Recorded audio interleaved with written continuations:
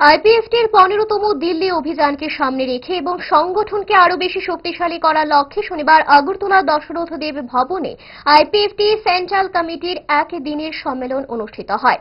এই আইপিএফটি সম্মেলনে উপস্থিত ছিলেন আইপিএফটি সেন্ট্রাল কমিটির এজিএস তথা মন্ত্রী শুক্লাচরণ নোয়াতিয়া, আইপিএফটি সেন্ট্রাল কমিটির সভাপতি প্রেম কুমার রিয়াং, জিএচ স্বপন দেববর্মা, সভাপতি Krishnakanta Jamatia, IPFT organising secretary Manik Tripura সহ অন্যান্যরা উপস্থিত ছিলেন।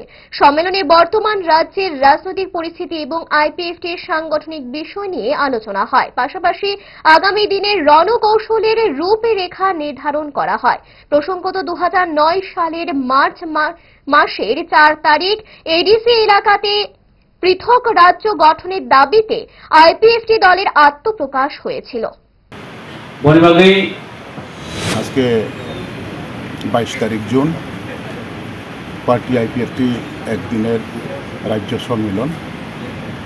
এই সম্মেলনের মূল উদ্দেশ্য হচ্ছে আমাদের পার্টি আইপিএফটি 2009 4 তারিখ মাসে এডিসি এলাকাকে পৃথক একটি রাজ্য গঠনের দাবিতে আমরা আন্দোলনে নেমেছি রাজনৈতিকভাবে।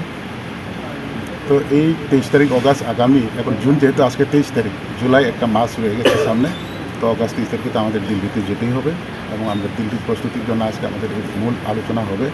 তারপর আমাদের দ্বিতীয় আলোচনা হবে বর্তমান রাজ্যের রাজনৈতিক পরিস্থিতি বা আমাদের পার্টির বর্তমান রাজনৈতিক পরিস্থিতি, আমরা কী পজিশনে আছে, আমাদের প্রতিটি ডিভিশন কমিটি আমরা রিপোর্ট কালেকশন করব এবং আমাদের ভুল ত্রুটি যদি থাকে তাহলে সেটা থেকে সংশোধন হয়ে আগামী দিনের রাজনৈতিক সংগ্রামে আমরা কীভাবে আমাদের রণকৌশল তৈরি করতে পারি সেই দৃষ্টি নিয়ে আমরা আজকে আলোচনা করব।